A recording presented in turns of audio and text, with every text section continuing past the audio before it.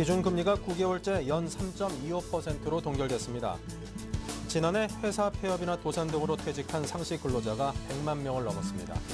공정거래위가 특급 호텔들이 결혼식과 연회 비용을 담합했는지 조사에 나섰습니다. SK텔레콤과 KT 가입자 20만 명의 휴대전화 위치 정보와 인적사항 등 개인정보가 유출됐습니다. 네, 시청자 여러분 안녕하십니까? 센경제 현장의 임동석입니다. 오늘은 올해 들어 처음 맞는 선물 옵션 동시 만기일이었습니다. 하지만 내만의 심술은 없는 채 국내 증시는 상승으로 마감을 했는데요. 자, 김종선 기자 연결합니다. 안녕하십니까? 안녕하세요. 네, 오늘 하루 조용히 잘 지나간 것 같습니다. 그리고 오히려 증시는 상승세로 돌아서면서 2,000선을 회복을 했던데요. 오늘 시황 정리 부탁드립니다. 네, 오늘 코스피 지수는 전날보다 0.94% 오른 2000.76의 장을 마쳤습니다. 미국의 고용지표가 호조를 보인 데다 그리스 채권 협상 타결 기대감이 높아지면서 나흘 만에 반등에 성공한 겁니다. 외국인이 4,255억 원어치를 팔아치우며 나흘 연속 매도 공세를 이어갔지만 개인과 기관이 각각 2,017억 원, 1,482억 원 사들이며 지수를 끌어올렸습니다. 선물옵션 동시 만기일을 맞아 5,047억 원에 달하는 차익거래 매물이 쏟아져 나오면서 프로그램 매매는 4,718억 원 매도 우위를 기록했는데요. 당초 프로그램의 순차익 매도 물량이 부담이 될 것으로 예상됐지만 외국인이 대부분의 물량을 6월물로 이월하면서 충격을 완화한 것으로 보입니다. 업종별로는 은행, 증권, 건설업, 금융업 등이 크게 오른 반면 전기가스, 음식료품, 통신업 등은 하락했습니다. 시가총액 상위 종목 중에는 삼성전자가 0.68% 올랐고 기아차, LG화학, 하이닉스, 신한지주 등도 올랐습니다. 반면 현대차, 포스코 등은 하락했습니다. 특히 LG 디스플레이가 뉴 아이패드 출시 기대감으로 2%대 상승했고 고려아연도 IT 소재 금속 수요가 증가할 것이라는 기대감에 3.94% 오르며 6일 만에 반등에 성공했습니다. 이날 상한가 6개 종목을 포함해 500곳이 올랐고 하한가 2개 종목을 포함해 324곳이 내렸습니다. 네, 이 한국거래소가 테마주 과열 현상을 방지하기 위해서 시장 경보 예방 조치 요구 제도 개선책을 발표했던데요. 이 투자 위험 종목으로 지정이 될 경우에 곧바로 거래가 정지되는 내용을 담았다고 하는데, 자, 앞으로 이제 시장에 대한 경보가 한층 강화되는 추세로 가겠군요. 네, 그렇습니다. 한국거래소 시장감시위원회는 테마주 과열 현상을 막기 위해 시장 경보 예방 조치 요구 제도 개선책을 발표하고 오는 12일부터 시행에 들어간다고 밝혔습니다. 이번 개선책에 따르면 앞으로 투자 경보 종목으로 지정되는 경우 지정된 후에 이틀 동안 20% 이상 오르면 하루 동안 매매 거래가 정지됩니다. 지금까지 매매 거래 정지 조치는 투자 경고 단계에서 취해진 적이 없고 투자 위험 종목 지정 후에 사흘 연속 오를 때에만 적용이 됐습니다. 또 투자 경고 종목 지정 후에도 주가가 계속 뛰면 투자 위험 종목으로 지정되면서 곧바로 거래가 정지되고 다시 사흘 연속 상승할 경우에는 또 한 번 동일한 조치가 취해지게 됩니다. 시장 경보 기간도 대폭 줄어드는데요. 지금까지 투자 주의 종목이 된 후 5일간 75%, 20일간 150% 상승하면 투자 경고 종목으로 지정됐었습니다. 그리고 이후에 다시 동일한 조건이 지속되면 투자 위험 종목으로 지정됐었는데요. 앞으로는 5일간 60%, 15일간 100% 이상으로 기간과 상승폭이 대폭 줄어들게 됩니다. 현재 거래소의 이상급등 종목 경고 단계는 투자주의, 투자 경고, 투자 위험으로 분류되어 있습니다. 네, 자, 이제 이상급등주에 대한 관리에 본격적으로 나서겠다는 것인데 실제로 이로 인해서 피해를 입은 사례가 많죠, 이상급등으로 인해서. 네, 그렇습니다. 거래소가 이번처럼 이상급등주와 관련해서 시장 경보 제도를 강화한 것은 지난 2007년 9월 이후 4년 6개월 만인데요. 거래소에 따르면 지난해 투자주의 종목은 2천여 건, 투자 경고 종목은 103건에 달했고 투자 위험 종목 12건 가운데 2건은 거래 정지를 맞았습니다. 김도영 한국거래소 시장감시위원장은 그동안 주가 이상급등으로 인해 거래 정지가 되기까지 기간이 너무 길어 일반 투자자들이 피해가 상당했다며 특히 올해는 총선과 대선 등을 맞아 각종 테마주들이 활개를 칠 가능성이 높아 이번에 유관기관들과 협의를 거쳐 사전 경보 제도를 강화하게 됐다고 말했습니다.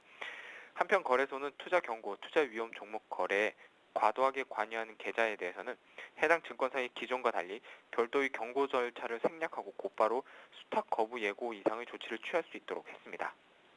네, 자, 지금까지 증시 관련 소식을 김종선 기자와 함께했습니다. 감사합니다. 고맙습니다.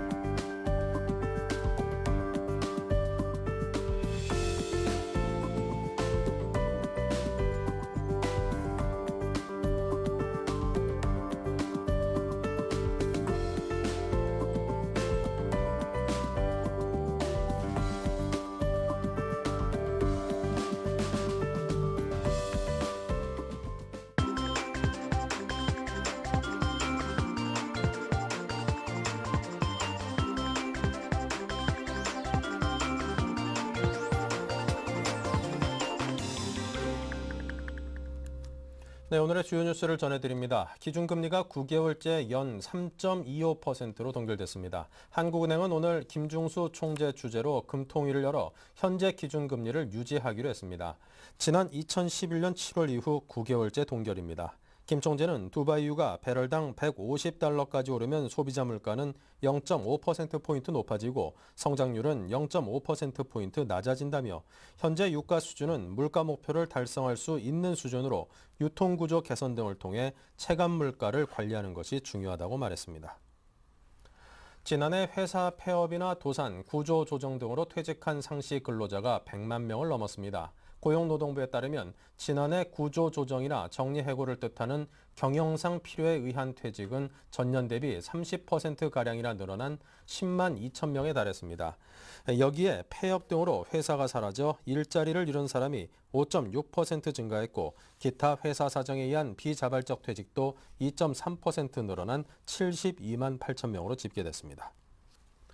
공정거래위원회가 특급 호텔들이 결혼식과 연회 비용을 담합했는지 조사에 나섰습니다. 공정위는 롯데호텔, 신라호텔, 웨스틴조선 등 7개 특급 호텔의 웨딩 사업 관련 자료를 확보했습니다. 공정위는 서울 시내 특급 호텔들이 담합을 통해 비슷한 수준으로 결혼식과 연회 요금을 측정한 것이 아닌지 살피는 것으로 알려졌습니다. 실제 특급 호텔의 결혼 비용은 인원에 따라 차이가 있으나 비슷한 수준으로 각종 연회 비용도 호텔마다 큰 차이가 없는 실정입니다.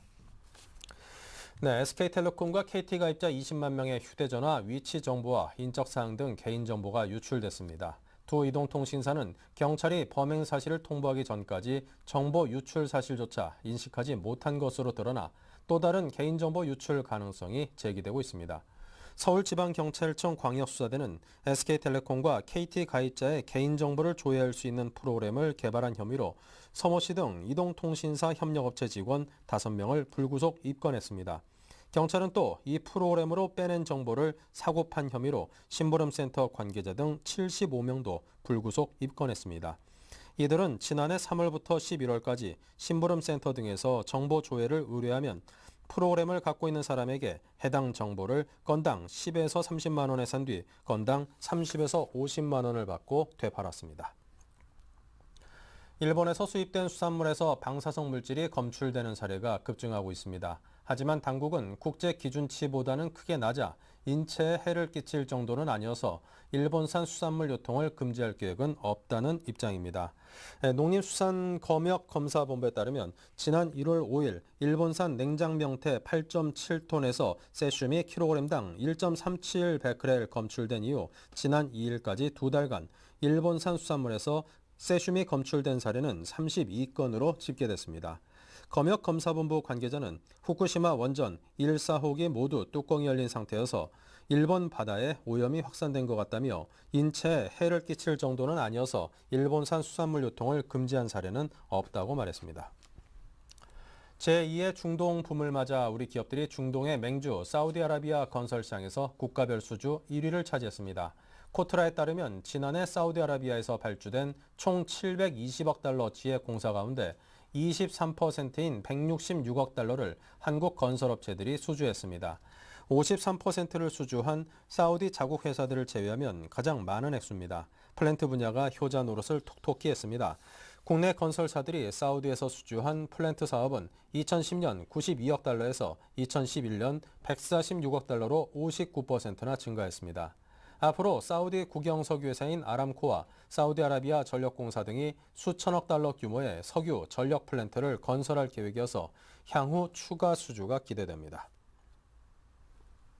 네, 고유가가 지속되면서 개인은 물론이고 기업들도 그에 대한 대책 마련에 고심을 하고 있다고 합니다.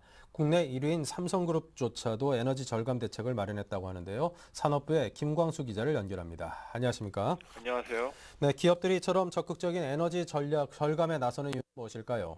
예, 기업들이 현재 가장 고민하고 있는 부분은 국제유가의 상승입니다. 국제유가가 기업 생존을 걱정해야 할 수준까지 치솟고 있기 때문인데요. 국내 유가의 기준이 되는 두바이유 가격은 지난 1일 배럴당 122.87달러로 120달러 선을 넘어섰습니다. 국내 휘발유 가격이 리터당 2,000원을 돌파하며 최고치를 기록하는 것도 이 때문인데요. 국제유가 상승은 당분간 지속될 전망입니다. 가장 큰 이유는 이란의 핵 문제에 따른 전쟁 위험과 주요 산유국의 정정 불안으로 인한 원유 공급 불안감 때문입니다. 이 때문에 일부 기업은 최악의 경우 배럴당 $200까지 가격이 오를 수 있다는 가정으로 비상계획을 마련하고 있습니다. 삼성그룹도 어제 유가가 $150를 지속하면 삼성의 에너지 비용도 지난해 대비 20%가량 증가할 것이라고 밝히기도 했습니다. 네, 자 그럼 삼성그룹은 어떤 전략을 세우고 있습니까? 예, 삼성그룹은 일단 에너지 비용이 기업의 수익에도 직접적인 영향을 미친다는 전제하에 제품 생산의 가장 기초 자원인 전력과 용수 사용을 그룹 차원에서 꼼꼼히 따져보고 있습니다. 미래 전략실 주도로 3월 중순까지 그룹 관계사별 에너지 사용 현황, 고유가 영향, 에너지 절감 대책, 에너지 절감 우수 사례 등을 분석할 계획입니다. 이를 바탕으로 이달 말까지 절전, 용수 절감 방안 등을 비롯해 총체적인 에너지 절감 대책을 마련할 방침입니다. 별도로 에너지 효율 개선을 위한 방안도 준비하고 있는데요. 미래 전략실도 지구환경연구소 등을 통해 추가적인 에너지 효율 개선 방안을 수립하고 에너지 절감 우수 사례를 발굴해 관계사에 전파할 예정입니다. 삼성이 그룹 차원에서 에너지 비용을 따지고 대책을 마련하는 것은 이번이 처음인데요. 그만큼 상황이 절박하다는 의미로 받아들일 수 있습니다. 네, 자 그럼 다른 기업들의 현황은 어떻던가요? 자동차 업계는 고연비 차량 개발에 속도를 내고 있습니다. 현대기아차는 하이브리드카 개발에 이어 디젤 엔진을 장착한 승용차 개발에 힘을 쏟는 모습입니다. 국내 승용차 시장에서는 수요가 없다는 판단에 따라 디젤 차량이 거의 자취를 감췄는데요. 최근 일부 디젤 엔진을 장착한 모델에서 판매량이 늘고 있습니다. 이에 따라 현대기아차는 아반떼, 소나타 등 주력 승용 모델에도 디젤 모델을 추가하는 방안을 심각하게 고려 중입니다. 고유가에 가장 큰 타격을 받고 있는 항공정유업계는 일찌감치 허리띠를 졸라맸는데요. 항공업계는 회항에 대비한 연료 탑재를 최소화하는 한편 비행기에 실은 음용수와 승무원 개인 수화물까지 줄이고 있습니다. 해운업계 역시 기름값이 가장 저렴한 항구에서 주유를 하거나 물의 저항을 최소화하기 위해 실리콘계 페인트를 선체 외부에 칠하는 등 노력을 기울이고 있습니다. 네, 자 지금까지 산업부 김광수 기자와 함께했습니다. 감사합니다. 감사합니다.